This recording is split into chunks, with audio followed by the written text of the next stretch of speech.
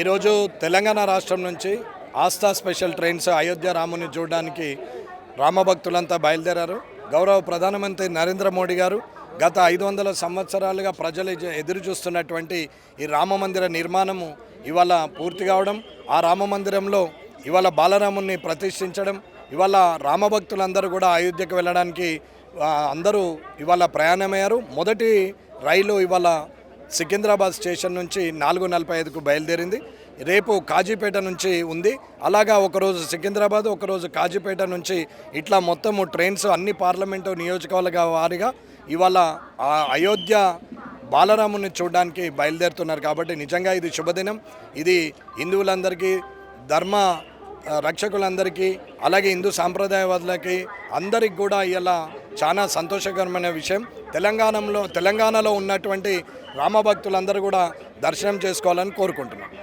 ఈరోజు తెలంగాణ రామ భక్తులకు మర్చిపోలేని దినం.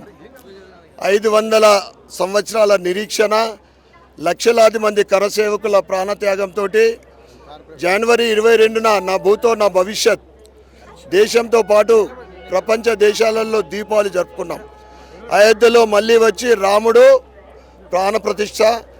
ఈరోజు తెలంగాణ నుండి ఆస్థా ఎక్స్ప్రెస్ మొట్టమొదటి ట్రైను సికింద్రాబాద్ నుంచి బయలుదేరి ఆ ట్రైన్ మొత్తం కూడా రామ భక్తులతోటి నిండిపోయి ఈరోజు అయోధ్యకు బయలుదేరింది. ఈ శుభ సందర్భంగా ఆ రామ భక్తులు కుటుంబ సభ్యులందరికీ కూడా మేము శుభాకాంక్షలు తెలుపుతా ఉన్నాం. అదేవిధంగా రాముడి ఆశీర్వాదము రామ భక్తులతో పాటు రాష్ట్ర ప్రజలు, దేశ ప్రజలందరికీ కూడా ఆశీర్వాదం ఉండాలని కోరుకుంటూ, ఇదే విధంగా 30 రోజులు ప్రతి పార్లమెంటు నియోజకవర్గానికి 2 ట్రైన్లు, ఒకటి సికింద్రాబాద్ నుండి, రెండోది మన వరంగల్ నుండి, ఈ విధంగా ప్రతి పార్లమెంటుకు 2 ట్రైన్ల అవకాశం కల్పించిన రైల్వే శాఖకు, ముఖ్యంగా ప్రధానమంత్రి నరేంద్ర మోడీ గారికి, అక్కడ దేశంలోని నలువైపుల నుండి కూడా రామ భక్తులకు అయోధ్యకు దర్శనం కోసము 50% సబ్సిడీ తోటి ఈ అవకాశం కల్పించిన ప్రధాని నరేంద్ర మోడీ గారికి ప్రత్యేకమైన శుభాకాంక్షలు, శుభాభినందనలు.